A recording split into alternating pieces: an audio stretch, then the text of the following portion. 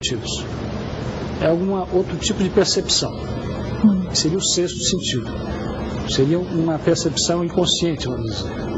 Então existem pessoas tipo pensamento, tipo sentimento, tipo sensação e tipo intuição. Mas as pessoas que são tipo pensamento podem se transformar em um pouco de pessoa meio que intuição? Ou não? Com prática? O ideal, exatamente assim. Todos nós somos um pouco de cada coisa. Mas nós somos mais uma dessas quatro figuras, né? É claro que se a gente tiver atenção, preocupação com relação a isso, a gente pode desenvolver uma dessas funções que normalmente não é muito desenvolvida. Temos até uma delas que é muito pouco desenvolvida. Qual é? Não, cada um de nós tem uma bem desenvolvida. Mas, por exemplo, quem é muito racional, ele pode ser muito racional e ao mesmo tempo também ter muito desenvolvida a intuição e aí ter como ponto falho ou menos desenvolvido o coração, ou tende-se mais a ter... Vamos pensar o seguinte, ele contou dentro do modelo junguiano.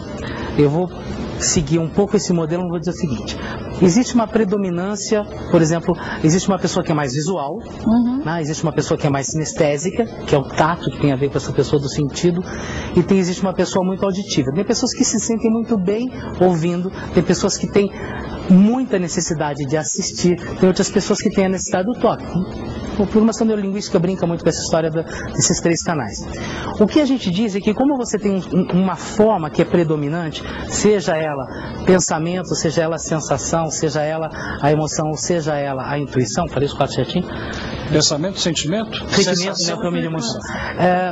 O ideal é que você possa compor isso. Por exemplo, é muito difícil uma pessoa ser muito pensamento e muita intuição.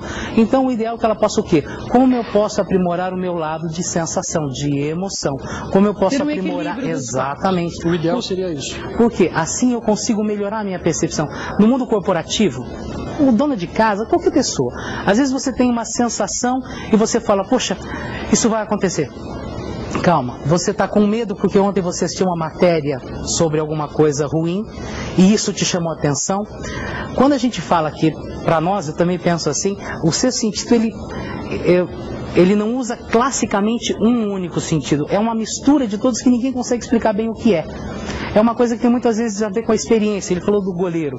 O goleiro, quanto mais experiente, se ele teve a habilidade de perceber para que canto vai, ele percebeu o trejeito do jogador, ele viu o cara cobrar muito pênalti, por isso se estuda um jogador antes da cobrança de pênalti, vê qual é a falseta que ele usa. Tem uma estratégia. Tem uma estratégia, então você está buscando o quê? Eu estou buscando agregar informação para que eu possa aumentar minha percepção, aumentar minha capacidade de intuir qual canto, porque a tomada de decisão, se ela for só racional, ela fica seca. Mas também não pode ser, vou pular para a direita, porque eu acho que tem que pular para a direita. Às vezes vai ser. Tem coisas na nossa vida... Mas depois de ter analisado, pelo menos neste caso, em algumas situações da vida... Intuição não é chutar. Não é chute. Chutar isso, não é chute. É alguma coisa dentro de você. Eu brinco que é um anjinho do meu lado esquerdo. E alguns anos atrás eu não ouvia muito isso, Kátia. 10, 12 anos. Eu sempre ouvi. Né? Se eu cismo de mudar de caminho, eu mudo. Mas hoje eu faço isso sem sombra de dúvida. Eu tive que tomar umas porradas. Pronto, acabou. Mas eu aprendi a ouvir muito isso. Mas então, aprendeu como? Baseado nos insucessos que eu tive. Baseado bem que alguma coisa. Sabe aquela coisa que uma coisa me dizia para não fazer isso e eu fiz? Ok, deixa eu ouvir mais esse anjo. Eu chamo que é um anjinho. Deixa eu ouvir mais do que esse anjinho está me dizendo, deixa eu prestar atenção, deixa eu melhorar a minha percepção, deixa eu ver as informações que eu estou perdendo, porque o ideal da intuição é isso. Quando você vai treinar um executivo, quando você vai treinar uma pessoa em tomar decisão, hoje, por exemplo, recentemente escrevi para uma revista dizendo o seguinte, olha, qual o diferencial da mulher no mundo corporativo? Intuição. 10 anos atrás a gente torcia o nariz para isso. Hoje uma mulher num alto cargo executivo, ela usa a intuição.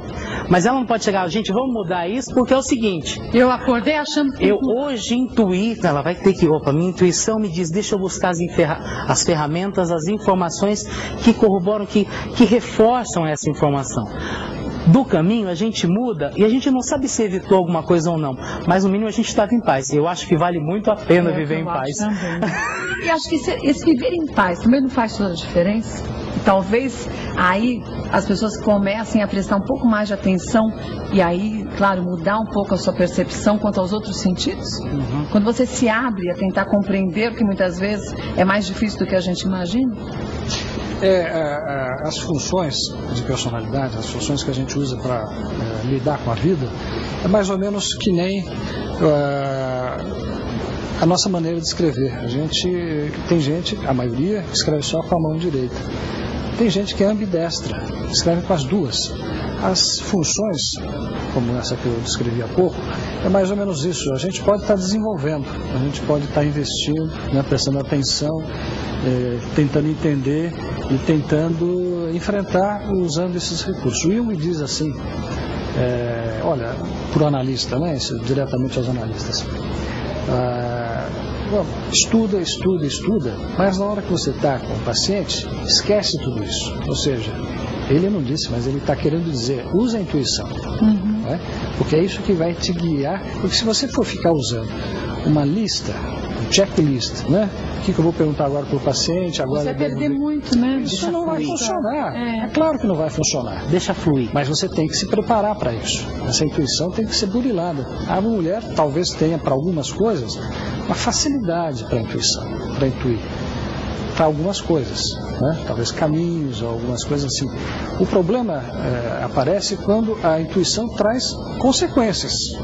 Não se trata só de escolher esquerda ou direita, mas se você escolher a esquerda, você pode se dar muito mal.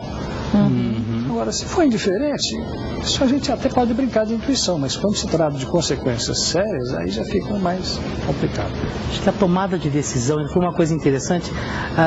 Quando a gente toma uma decisão intuitiva, é uma coisa que eu chamo de inteligência intuitiva, você fica assim, poxa, e se eu fui por esse caminho e furei o pneu? E se eu fui por esse caminho e bati o carro? E se eu fui por aqui e tive um problema?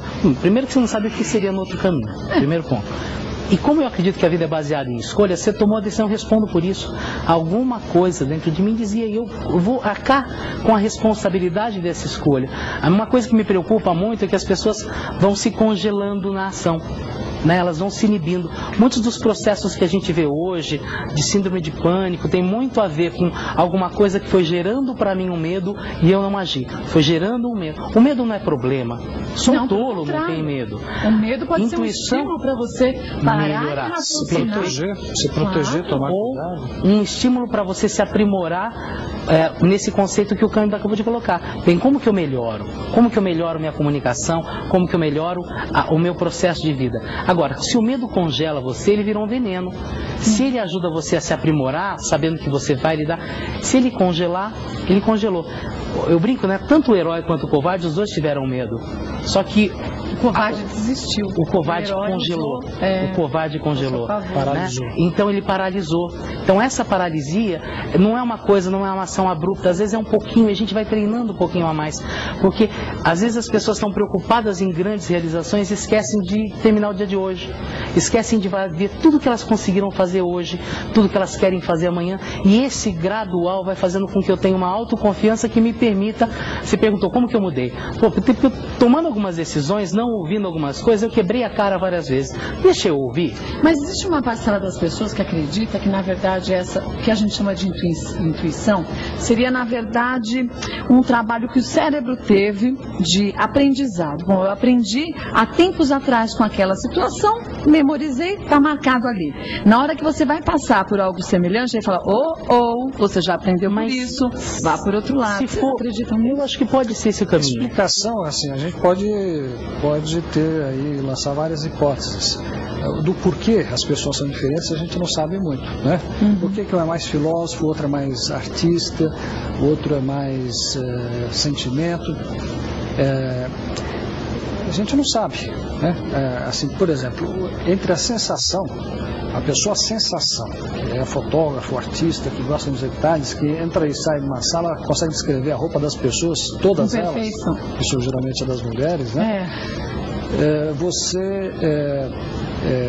Por exemplo, vai ter nessa pessoa a sensação, geralmente, a intuição como a função mais difícil dela desenvolver.